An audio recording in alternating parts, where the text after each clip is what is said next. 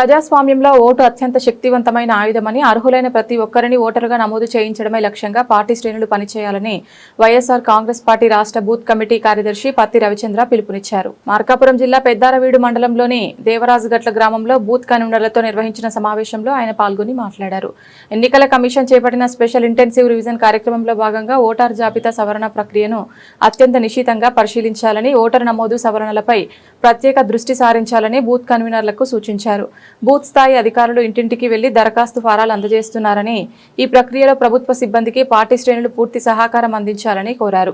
అలాగే ఓటరు నమోదు లేదా సవరణల సందర్భంగా ఏవైనా సాంకేతిక సమస్యలు ఎదురైతే వెంటనే ఎర్రగొండపాలెంలోని ఎమ్మెల్యే కార్యాలయానికి సమాచారం అందించాలని సూచించారు.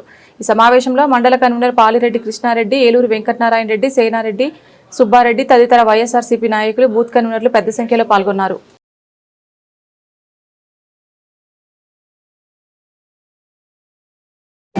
ఎలక్షన్ కమిషన్ చేపడుతున్న ఈ ఎస్ఐఆర్ అనే ప్రోగ్రామ్ మా వంతు బాధ్యతగా మా పార్టీ మా బిఎల్ఏలకి ట్రైనింగ్ ఇచ్చి ఆ శిక్షణా కార్యక్రమాన్ని అధికారులకి సహకరిస్తూ ప్రతి ఓటర్కి పక్కన నిల్చొని తను ఓటు హక్కుని నిలుపుకునే విధంగా సహకరించవలసిందిగా పార్టీ ఈరోజు ఆదేశించి బిఎల్ఏలకి శిక్షణా కార్యక్రమాన్ని పెద్దారవీడు మండలంలో చంద్రశేఖర్ గారు, ఎమ్మెల్యే శాసనసభ్యులు గారు నిర్వహించడం జరిగింది.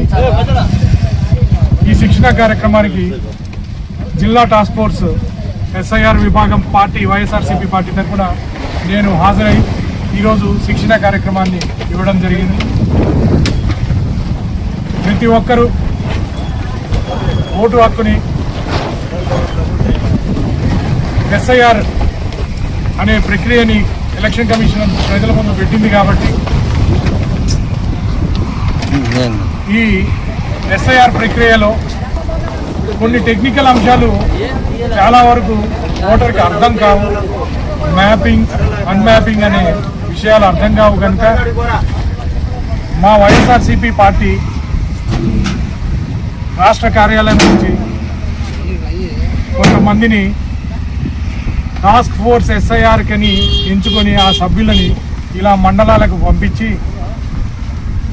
శిక్షణని ఇచ్చే బాధ్యతను ఇచ్చింది. దీని ద్వారా ప్రతి పౌరుడు, అర్హుడైన పౌరుడు ఓటు హక్కుని కోల్పోకుండా చూడాల్సిన బాధ్యత ఇచ్చి రాష్ట్ర పార్టీ ఈ విధంగా మమ్మల్ని కిందికి పంపించడం జరిగిందండి.